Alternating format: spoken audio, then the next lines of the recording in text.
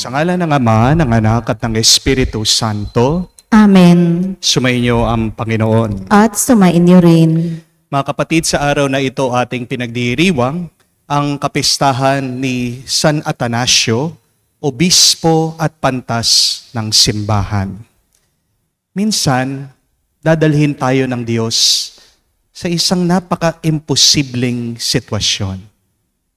Bibigyan niya tayo ng mga taong napakahirap pakitunguhan. Maaaring isang asawang napakatigas ng ulo. Maaaring mga katrabahong naninira sa atin. Maaaring mga kapitbahay na nagchichismis sa atin. Minsan, malalagay din tayo sa isang sitwasyon na mababaon tayo sa utang, napakahirap bayaran. Bibigyan tayo ng isang sakit na malubha ng Diyos. Minsan makakadama tayo ng takot at pangamba na hindi natin maalis sa ating isip at puso. Kapatid, ano man ang imposibleng sitwasyon mo ngayon sa buhay, tandaan mo na ikaw lang ay sinusubukan ng Diyos. At hindi tayo susubukan ng Diyos na higit sa ating makakaya. Kapag hindi na natin kaya, palagi pa rin tayo magpatulong sa Kanya. Palagi pa rin tayo magpatuloy. At sana pagdasal natin na makita natin siya dahil palaging sapat ang pagpapala, ang bendisyon at grasya ng Diyos na binibigay sa atin araw-araw. May milagro, may himala sa buhay na ito. Manalig ka. Maniwala ka sa Kanya. Sa mga pagkakataon na kung saan ang hina ang ating pananampalataya, sa mga pagkakataon na kung saan malapit na tayong sumuko o maaaring sumuko na tayo, umayaw na tayo, nanatili na lang tayo sa ating lungkot.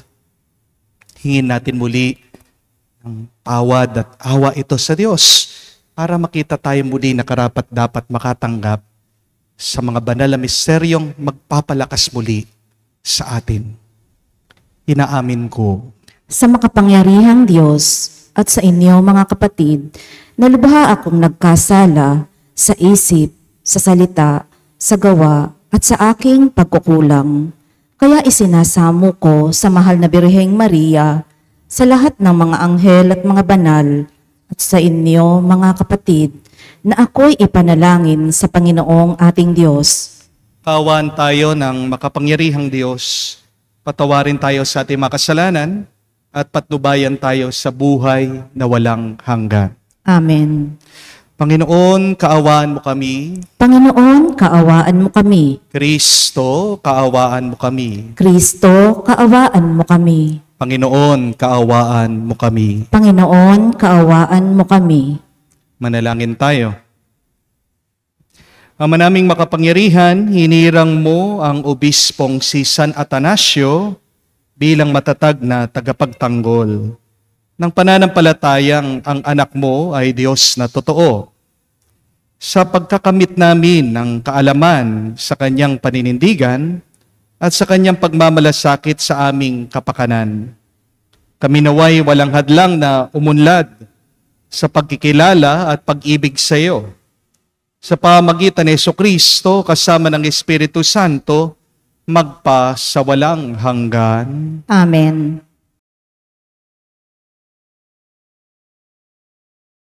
Pagbasa mula sa mga gawa ng mga apostol. Noong mga araw na iyon, tumindig ang isang pariseyong nagngangalang Gamaliel, tagapagturo ng kautusan, at iginagalang ng buong bayan.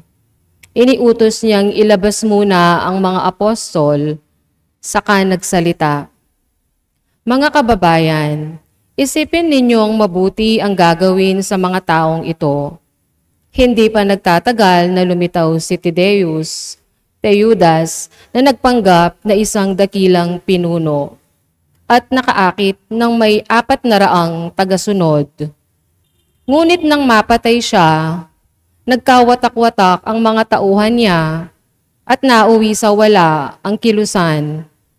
Pagkatapos, lumitaw naman si Judas na taga Galilea noong panahon ng pagpapatala at nakaakit din ng maraming tauhan.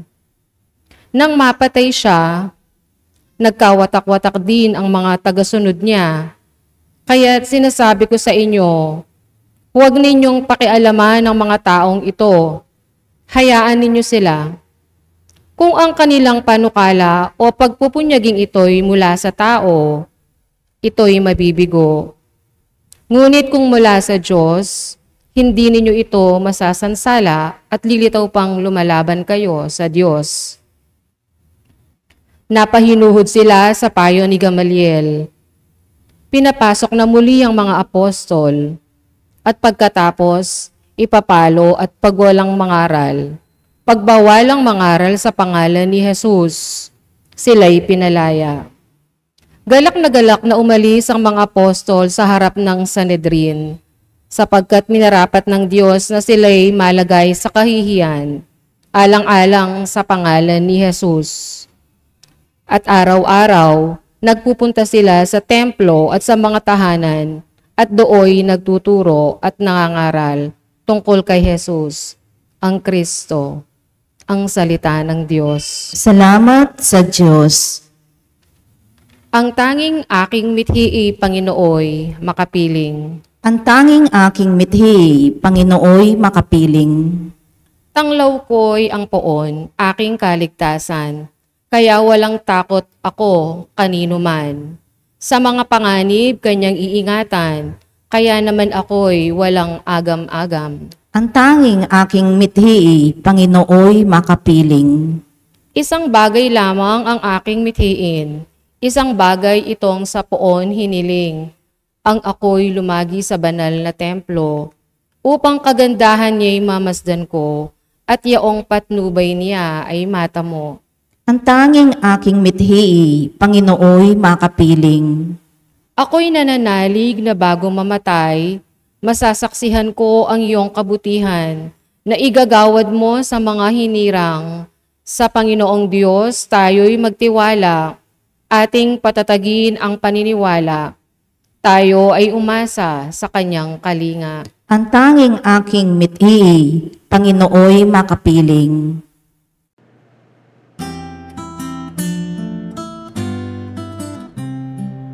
Alleluia, alleluia, alleluia, alleluia, alleluia, alleluia, alleluia, alleluia, alleluia, alleluia, alleluia. Ang tao ay nabubuhay sa salita ng may kapal na pagkaing kanyang bigay. Aleluya, aleluya. Sumainyo ang Panginoon. At sumainyo rin. Ang mabuting balita ng Panginoon ayon kay San Juan. Papuri sa iyo, Panginoon. Nung panong yun, tumawid si Jesus sa ibayo ng lawa ng Galilea at tinawag ding lawa ng Tiberias. Sinundan siya ng napakaraming tao sapagkat nakita nila ang mga kababalaghang ginawa niya sa pagpapagaling sa mga may sakit. Umahon si Jesus sa burol kasama ang kanya maalagad at naupo roon. Malapit na noon ang pista ng Paskwa ng mga Hudyo. Tumanaw si Jesus at nakita niyang dumarating ang napakaraming tao. Tinanong siya ni Felipe, "Saan tayo bibili ng tinapay upang makakain ang mga taong ito?" Sinabi niya ito para subukin si Felipe, sapagkat alam ni Jesus ang kanyang gagawin. Sumagot si Felipe, "Kahit na po halagang 200 denaryo, ang tinapay ang bibilhin natin ay di sasapat para makakain ng tigkakaunti ang mga tao." Sinabi ng isa sa kanya malagad, si Andres na kapatid ni Simon Pedro, "Mayroon po ritong isang batang lalaki na may dalang 5 tinapay na sebada at 2 isda. Ngunit gaano na ito sa ganyang karaming tao?" Paupuin niyo sila, wika ni Jesus. Madamo sa lugar na iyon, umupo ang lahat. Humigit kumulang sa 5,000 ang mga lalaki. Kinuha ni Jesus ang tinapay at matapos magpasalamat sa Diyos, ay pinamahagi sa mga tao. Gayon din ang ginawa niya sa isda. Binigyan ang lahat hanggat sa gusto nila. At nang makakain na sila, sinabi niya sa mga alagad, tipunin ninyo ang lumabis para hindi masayang. Gayon nga ang ginawa nila at nakapuno sila ng 12 bakol. Na makita ng mga tao ang kababalaghang ginawa ni Jesus, sinabi nila, tunay na ito ang propeta na paparito sa sanlibutan. Nahalata ni Jesus na lalapitan siya ng mga tao at ipipilit siyang kunin upang gawing hari. Kaya muli siyang umalis na mag-isa patungo sa kaburulan. Mga kapatid, ang mabuting balita ng ating Panginoon. Pinupuri ka namin, Panginoong Hesukristo.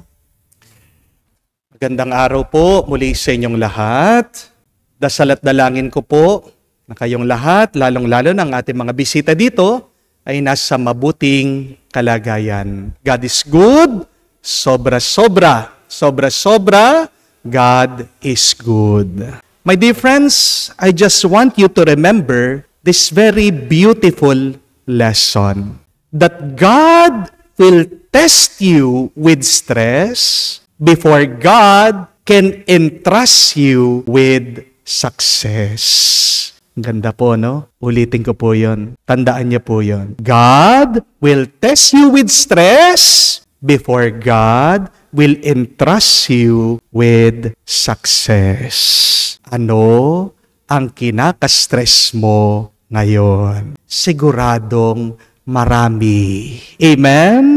Pero walang pagsubok, wala ka ding pagkapanalo. Pagkatapos ng pagsusulit, meron palaging pagpapala. Gusto man natin hindi, susubukan tayo ng Diyos. Amen? Our whole life is a test. Because we have a God who tests us.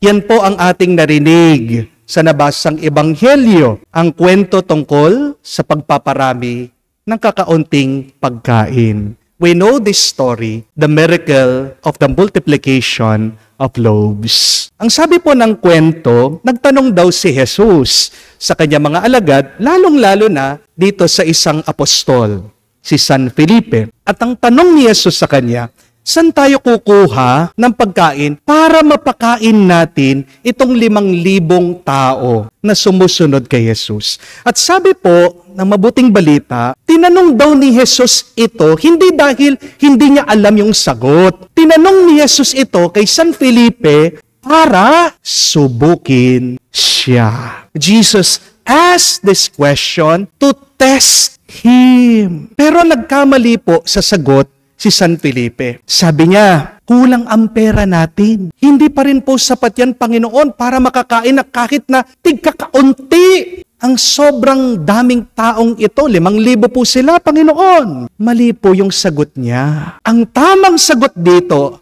dapat ay, ikaw, Panginoon, ang magpapakain sa kanila. Dahil ikaw, Panginoon, ang tinapay ng buhay.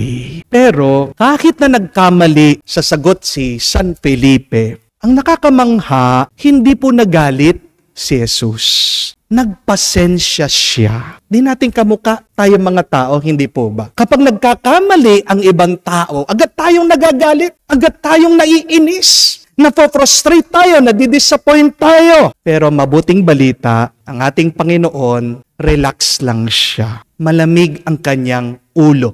Nauunawaan niya na hindi pa alam ni San Felipe. And also, my dear friends, do not assume people know. Kahit na may natutunan sila, ang kakulangan natin, ang pagkakamali natin, makakalimutin tayo. Hindi po ba? At ito pa po ang mabuting balita, Kahit na nabigo sa pagsubok si San Felipe, gumawa pa rin ng milagro ang Panginoon. And I want you to hold on to that good news, my dear friends, that though we will fail in the test of God, the Lord will still create miracles for us. Wow! Kahit na mabigo ka, gagawa at gagawa pa rin ng himala at ng milagro ang Panginoon. Because miracles do not depend on your success. Miracles depend on the goodness of God. Every day, God tests us. Everybody, God tests. Wala pong taong hindi sinusubukan ng Diyos. Araw-araw, lahat tayo ay may pinagdadaanan na pagsubok galing sa Panginoon. Merong mga bata na nagagalit sa Diyos dahil nagkasakit ang kanilang mga magulang. Nalaman po ng anak, may cancer yung nanay niya. Napakasakit ng loob niya sa Diyos. Tinatanong, bakit po? Meron po mga ama, hindi matanggap, nalaman bakla yung anak niya. Meron po mga misis, gusto na makipaghiwalay sa kanilang mister. Pero biglang dumating, itong kanyang asawa, nagdadala ng bulaklak, humihingi ng tawad. Merong lalaki na gusto nang tumigil sa panginginom, pero napadaan na naman doon sa paborito niyang bar o inuman. Merong mga matatanda na putulan po ng paa dahil po sa diabetes at hirap na hirap sa kama. Meron po mga mag-asawa, baon na baon sa utang, nag-a-apply paulit-ulit ng visa, nadi-deny sila. Meron pong mga magulang na matayan po ng anak sa aksidente, hindi matanggap, nagluluksa hanggang ngayon. Huwag mong isipin, kapatid, na nag-iisa kang sinusubukan ng Diyos. Hindi mo lang alam yung katabi mo, yung kaharap mo, yung mga nakakasalubong mo, nakakasalamuha mo araw-araw. May mas matindi, mas grabe, mas malalang pagsubok kesa sa'yo. Pero lumalaban sila kasi sa puso nila, pinaniniwalaan nila, pinaglalaban pa rin sila ng Diyos. Lahat tayo sinusubukan ng Diyos. Walang ligtas sa pagsubok ng Panginoon. Pero ginagawa ito ng Diyos hindi dahil galit siya sa atin. Binibigyan tayo ng pagsubok ng Diyos dahil mahal niya tayo. Dahil sa pamamagitan ng mga pagsubok, diyan lang lumalakas, tumatatag, bumubuti ang ating pagkatao. Amen? Kamukha po sa kwento, balikan niyo, nilagay ng Panginoon sa napaka-imposibleng sitwasyon ang mga tao, ang kanyang mga apostol. Pero, hindi naman po hinahanap ng Diyos na magtagumpay sila dun sa kanyang pagsubok. Alam naman po kasi ng Panginoon, mahina sila. Alam ng Diyos, magkakamali at magkakamali din po tayo. Alam ni Jesus na darating din ang punto ng ating buhay na susuko at susuko tayo. Pero, ang pinaka-importante, pinaka-mahalaga, pag sinusubukan ka ng Diyos, hindi yung magtagumpay ka, pero yung nananatili kang nakakapit sa Diyos. Amen? Dahil kung agad kang bibitiw sa Panginoon, hindi ka makakatanggap ng pagpapala at hindi mo mararanasan ang kanyang himala. Amen? Ang mabuting balita, gagawa at gagawa ng milagro ang Diyos sa buhay mo. Magtagumpay ka man sa pagsubok o hindi, pumasa ka man sa kanyang pagsusulit o hindi. Ito ang mabuting balita. Araw-araw may himala dahil mahal na mahal tayo ng Diyos. Amen? Gustong-gusto ko po yung payo ni Pope Francis sa mga kabataan. Bago man po pumanaw si Pope Francis, kinuhanan po siya ng video. Tinanong po sa kanya ito. Anong masasabi niya? Anong mensahe niya sa mga kabataan or youth? Pope Francis said, the most important thing in life is to keep on walking. When you walk, everything goes well. Because when you continue to walk, you are like water flowing. But water that stops, it becomes dirty. It becomes corrupted. It becomes full of disease. Water that stops is not living. Water that stops is dead. Para bang sinasabi ni Pope Francis sa atin, kahit anumang mangyari sa ating buhay, huwag tayong titigil. Gaano man kabigat ang karanasan mo, Kahit na gaano man karami o sunod-sunod ang pagsubok mo, magpatuloy ka, maglakad ka, tuloy mo. Dahil habang nagpapatuloy ka, sasamahan ka ng Diyos. Hindi ka niya papabayaan. Magpatuloy tayo, humihingi ng lakas ng loob, ng tuwa, ng grasya, galing sa Panginoon. O nga naman po, no? Isang tukso sa atin pag tayo nagkakamali at nabibigo ay yung tumigil na lang. Opo, tumigil ka kapag nadapa ka. Nasaktan ka eh. Pero kapag nagkamali ka, tumigil ka para lang magpahinga, para lang magpalakas, at para lang matuto ka dun sa iyong pagkakamali. Dahil pag may natutunan ka sa iyong pagkakamali, yan ay nagiging karunungan. At ang karunungan, yan ang magsisilbi at tutulong sa iyo na lumakas, magpatuloy, at huwag huminto. Kung titigil ka, susuko ka na agad, kapatid, hindi mo makikita at mararanasan yung napakagandang milagro na hinahanda ng Diyos para sa iyo. Kaya kapatid, huwag mong hahayaan na pigilan ka ng iyong mga pagsubok. Sana makita mo that challenges are also your blessings.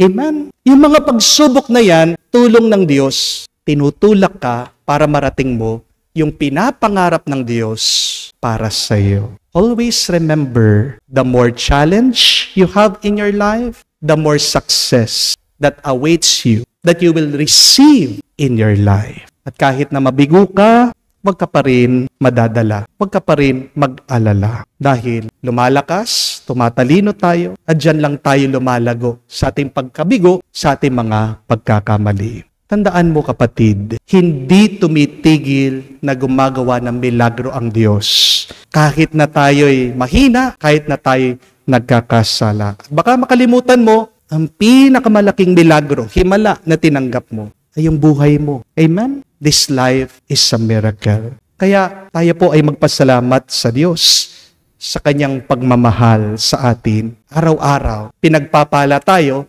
gitna ng ating mga pagsubok. Sa misang ito, humingi po tayo ng bendisyon at grasya galing sa Diyos.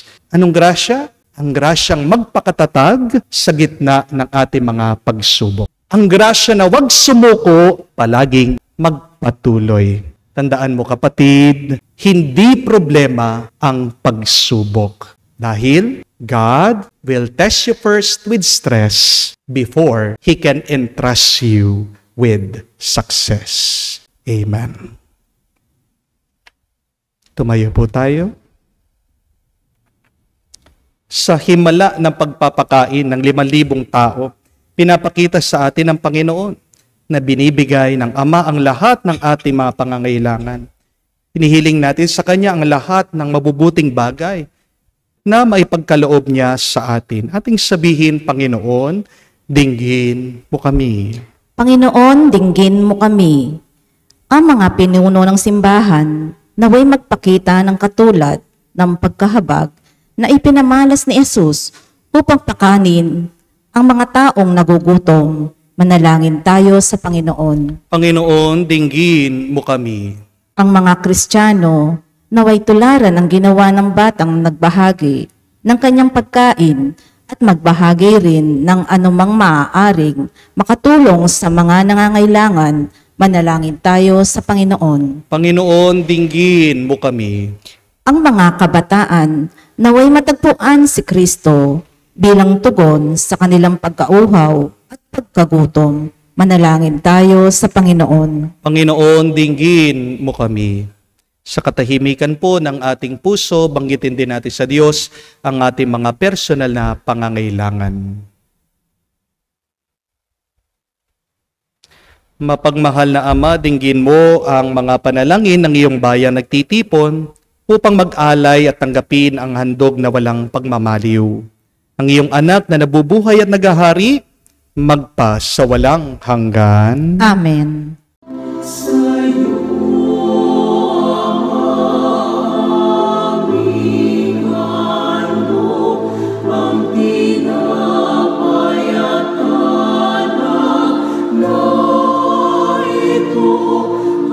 Handog ng iyong bayang sumasama.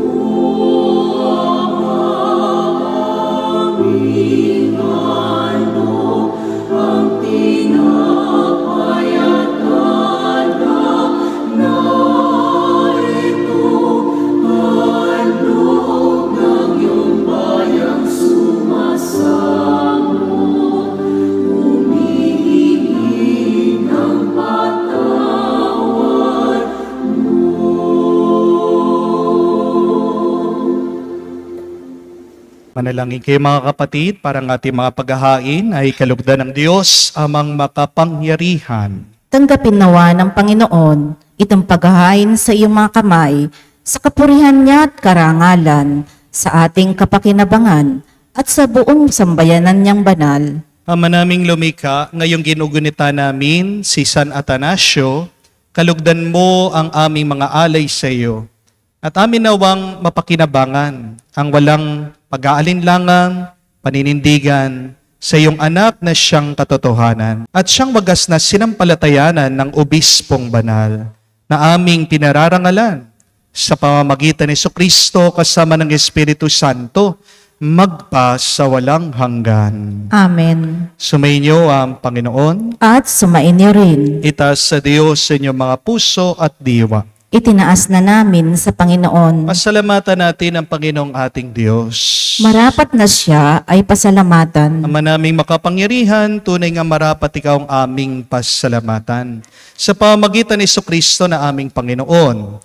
Ngayon si San Atanasio ay pinararangalan sa pamumuhay niyang totoong uliran at pagiging maasahan sa panunungkulan.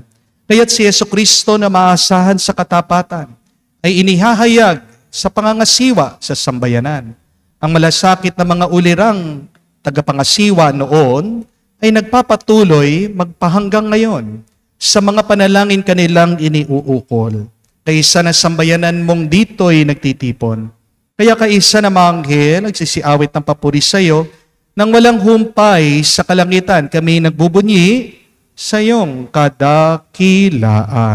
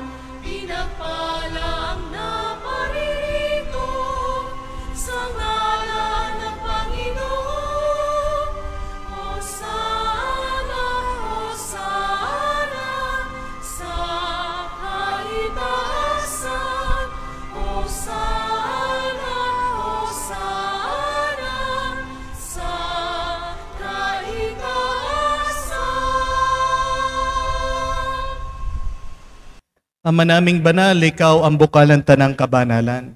Kaya't sa pamagitan ng iyong Espiritu, gawin mong banal ang mga kaloob na ito upang para sa amin maging katawan at dugo ng aming Panginoong Jesucristo. Bago niya pinagtiisang kusang loob na maging handog, hinawakan niyang tinapay, pinasalamatan kanya, pinaghati-hati niya yon. Inabot sa kanya malagad at sinabi, tanggapin ninyong lahat ito at kanin. Itong aking katawan ay hahandog para sa inyo.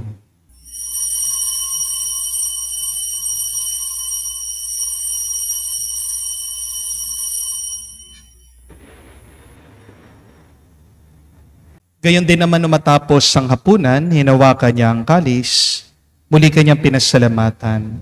Inabot niya ang kalis sa kanya malagad at sinabi, tanggapin ninyong lahat ito at inumin. Itong kalis ang aking dugo ng bago at walang hanggang tipan.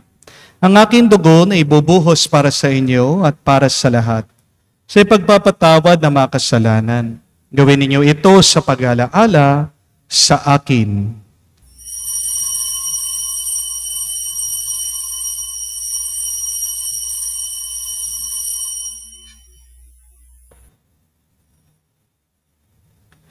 Ang misteryo ng pananampalataya.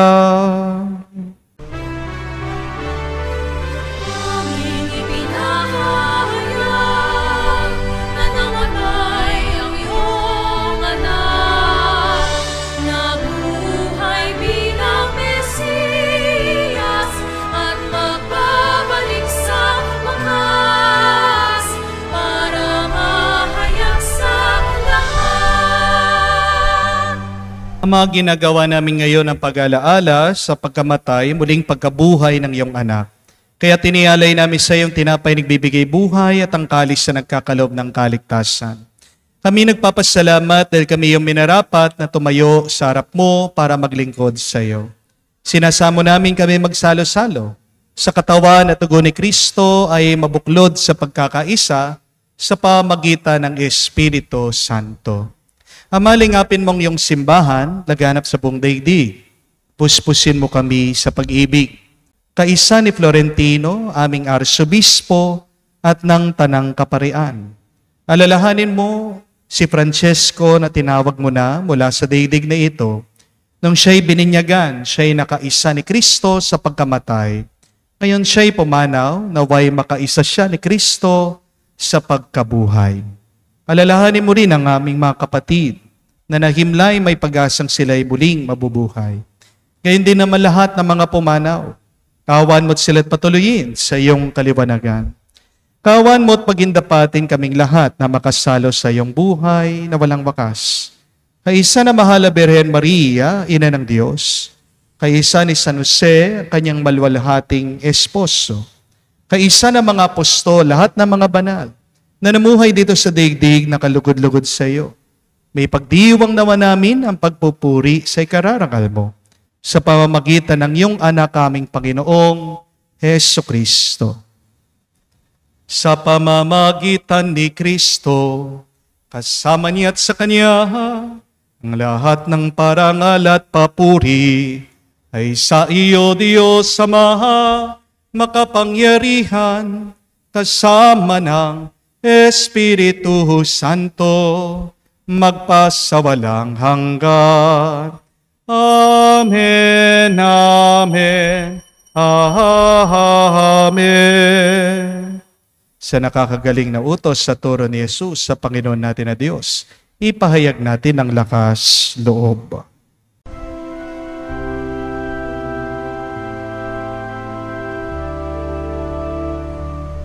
Ama namin, sumasalangit ka, sambahin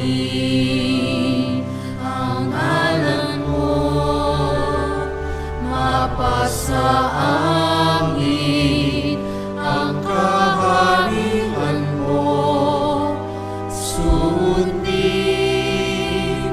ang loob mo dito sa lupa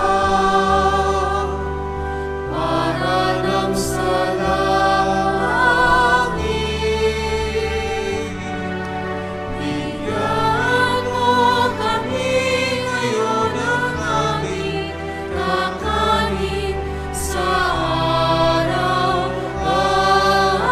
araw-araw at patawarin mo kami sa aming mga sala para ng pagpapatawad namin sa nagkakasala sa amin. At huwag mo kaming ipahintulot sa tukso at iadya mo kami sa lahat ng masama. Hinihiling namin kami, Adyas, sa lahat na masama, pagkalooban ng kapayapaan araw-araw, ligtas sa kasalanan, at ilayo sa lahat ng kapahamakan. Samantalang aming pinanabikan ang dakilang araw ng pagpapahayag ng tagapagligtas naming si Hesu Kristo. Sapagkat iyo ang kaharian at ang kapangyarihan at ang kapurihan magpakailanman. Amen. Panginoong Hesu Kristo, sinabi mo sa mga apostol, kapayapaan ang iniiwan ko sa inyo, ang aking kapayapaan binibigay ko sa inyo. Tungayan mo ang aming pananampalataya, huwag ang aming pagkakasala. Pagkalooban mo kami ng kapayapaan at pagkakaisa ayon sa iyong kalooban. Kasama ng Espiritu Santo, magpasawalang hanggan. Amen. Kapayapaan ng Panginoon ay laging sumainyo. At sumainyo rin. Magbigayan po tayo ng kapayapaan sa bawat isa. Piso niyo po, kapayapaan po sa inyong lahat.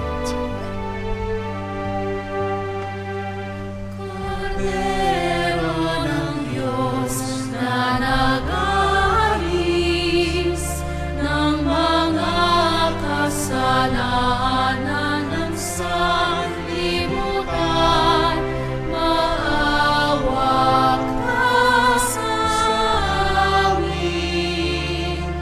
Maawa ka sa amin. Kordero ng Diyos na nag-aalis ng mga kasalanan ng sanlibutan, maawa ka sa amin. Maawa ka sa amin. Kordero ng Diyos na nag-aalis ng mga kasalanan ng sanlibutan, ipagkaloob mo sa amin ang kapayapaan.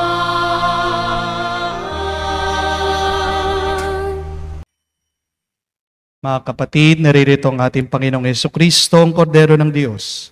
Siya nag-aalis sa mga kasalanan ng sanlibutan. Mapalad tayong lumalapit sa piging ng Kordero. Panginoon, hindi ako karapat-dapat na magpatuloy sa iyo, ngunit sa isang salita mo lamang ay gagaling na ako.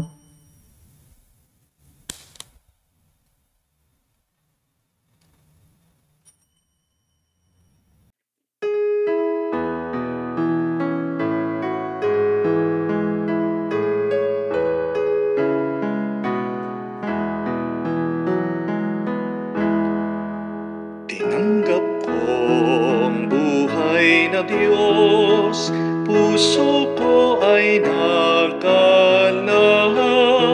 Tinanggap ko ang buhay na Diyos, puso ko ay natuwa.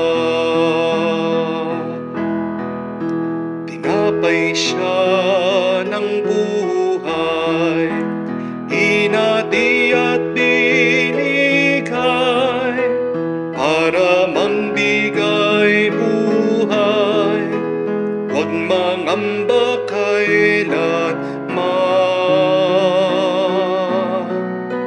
Tinanggap ko buhay na Diyos, puso ko ay nagalak.